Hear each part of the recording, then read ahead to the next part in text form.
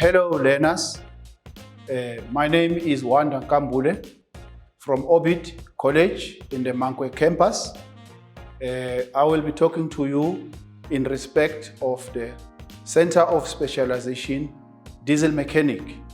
And today's topic that I want to recap on, it is focused on the activities that needs to be performed when a learner is conducting the task of hydraulic brakes.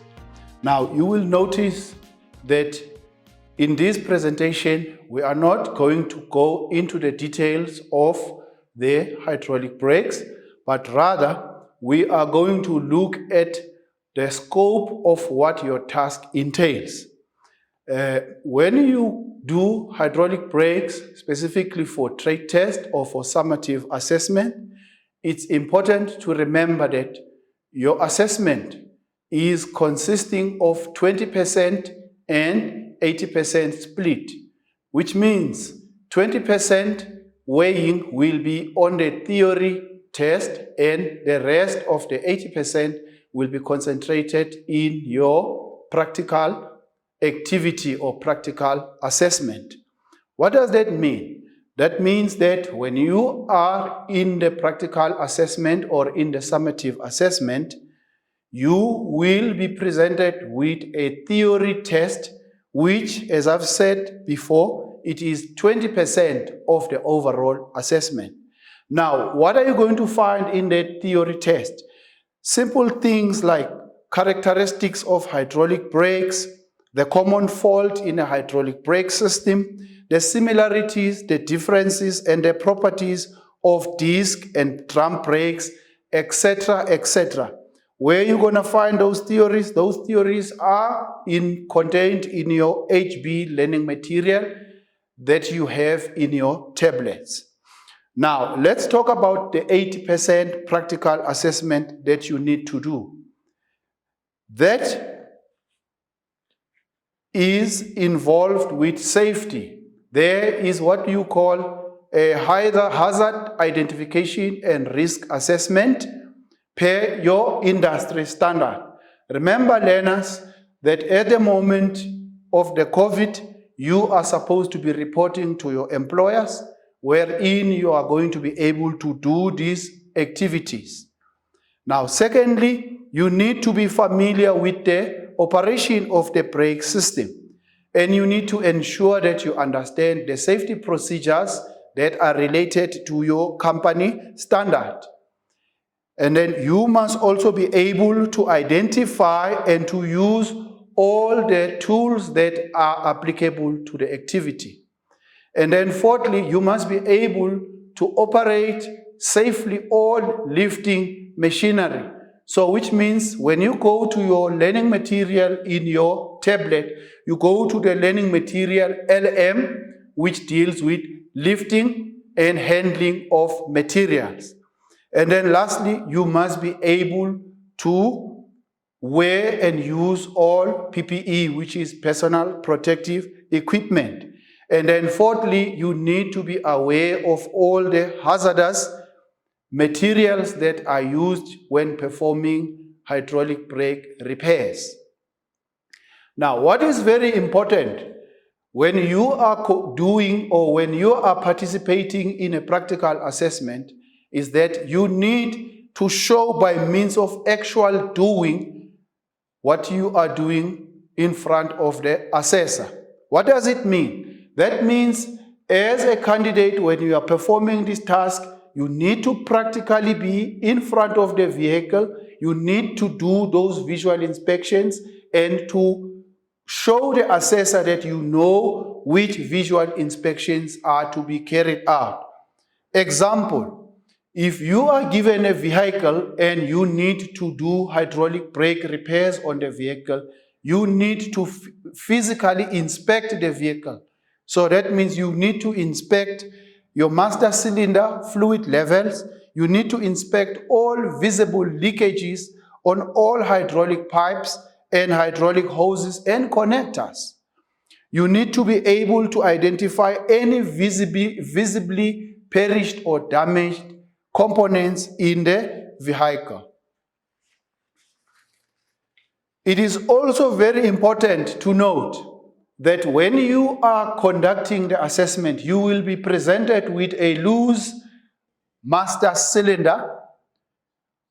Once you receive that master cylinder, you will be expected to correctly strip the master cylinder in the correct sequence. And then after that, you will be required to correctly identify all the components that are inside the master cylinder. And then you will be required to complete an attached condition report for all the components that you have stripped. Lastly, you will be expected to correctly, in the correct sequence, reassemble the master cylinder according to industry standard. The same thing will apply on the wheel cylinder. You will receive a loose wheel cylinder from the testing officer, upon which you will be expected to correctly strip in the right sequence, to do a condition report, and to measure all the components that you have at your hand, and to correctly assemble the wheel cylinder. Thirdly, you will be presented with a vehicle on the floor. In the vehicle, you will be expected, first of all, to measure the pedal free play, to measure the pedal travel stroke, and to measure the number of clicks on the handbrake travel. Now, those steps are also available in your learning material, HB, that is installed in your tablets. Now, the other issue that the assessor will look at is the ability of the candidate to safely lift the vehicle, remove the wheel, support the vehicle, and strip the wheel unit. In other words, the drum and the shoe assembly on the vehicle. Before a candidate is able to remove the wheel or the drum, obviously he must be able to slack off the adjustment on the drum. He must be able to correctly strip in a correct sequence. He must be able to measure the inside of the drum diameter. He must be able to inspect the inside condition of the drum and ensure that there are no visible cracks or cuts on the drum or grooves. He must also be able to measure in the correct standard to identify if there is any ovality on the drum. It's also important to note that you will also be expected to remove the front brake mechanism of a vehicle. You will be expected to, in the correct sequence, remove the disc brake assembly, the calipers, the brake pads, and all other associated components. And you will be expected to name each and every component by the correct name that is used in the industry. So in other words, you cannot just name them anyhow. You will be assessed in your ability to identify and to name the components using the correct names. And then you will be assessed in your ability to reassemble the unit in the correct sequence following the correct industry standard. Candidates must also be careful to note that in the wheel assembly, or rather in the brake and drum assembly, brake shoe and drum assembly, learners or candidates must be able to strip correctly by removing both the trailing and the leading shoe. All the other associated components must be removed, inspected for wear and damage. Now, in the condition report sheet, you will be expected to name the components in the correct names. You will be assessed for that as well. And lastly, you must be able to reassemble also in the correct sequence all the components that are related to the drum brakes. And then you will be given a set of adjustments to perform on the vehicle. Those drum adjustments will be the pedal free play, the handbrake travel. It is important to note that your assessment will be rendered competent when you are able to prove to the facilitator or to prove to the assessor rather that you have managed to achieve all the standards that have been set as per the mark sheet on your summative assessment. Now, it is very important to note, candidates, that as we have said before, that your assessment or your activity is largely based on your practical conduct of the assessment. So in other words, you need to prove to the assessor that you are able to meet all the relevant standards as per the motor trade industry. In a couple of minutes, you're going to see a video that is going to show you some of the aspects that we talked about when conducting repairs on a hydraulic brake system. Now, it is also very important that we recap some of the issues that we talked about as to what are going to be the assessment criteria when conducting the hydraulic brake assessment.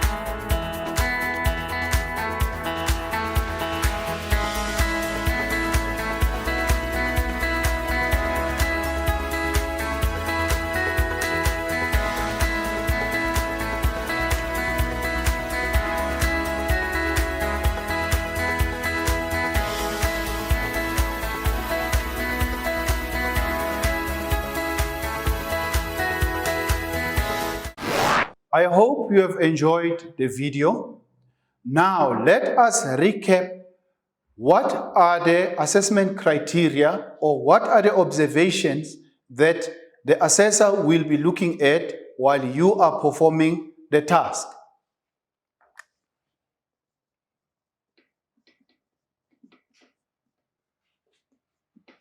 It is important to note that the assessor is going to observe how safe you conduct the assessment, meaning that because safety is number one priority, you will find that if at any time your conduct or your performance does not adhere to the safety, the assessment will be stopped and you will be declared not yet competent.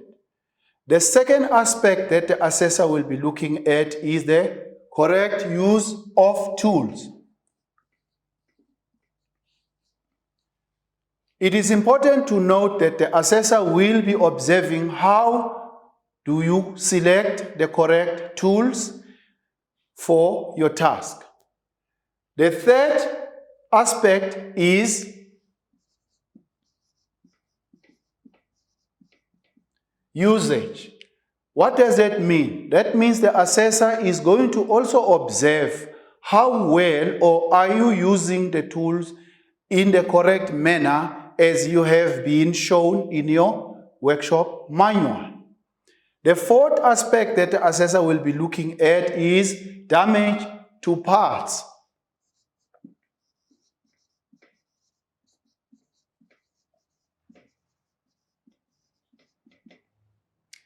That means the assessor will observe if any parts during the process of you conducting the assessment, were there any parts that were damaged. If there are any parts that are damaged during the assessment will be declared not yet competent as well. The fifth aspect that the assessor will be looking at is the correct sequence of your assembly.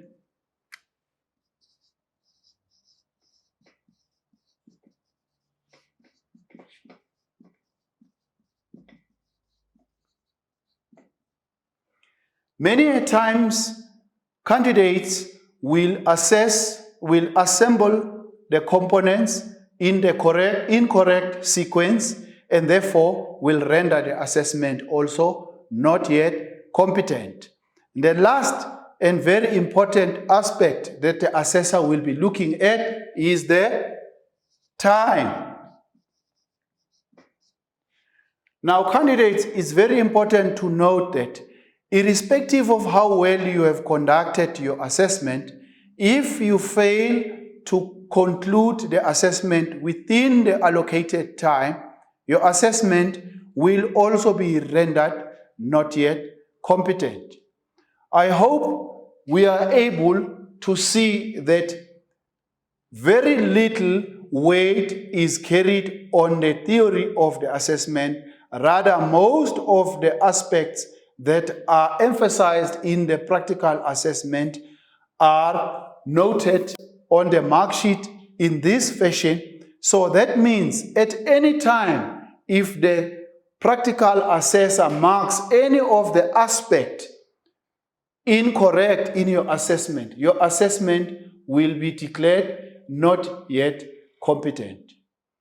Again, I must emphasize, learners, it's important that during this COVID-19, we don't just read the manuals or read the learning materials. If it's possible that we can practice these steps as we have mentioned and as we've seen in the video, so that we always familiarize ourselves with all the steps that are required. Thank you.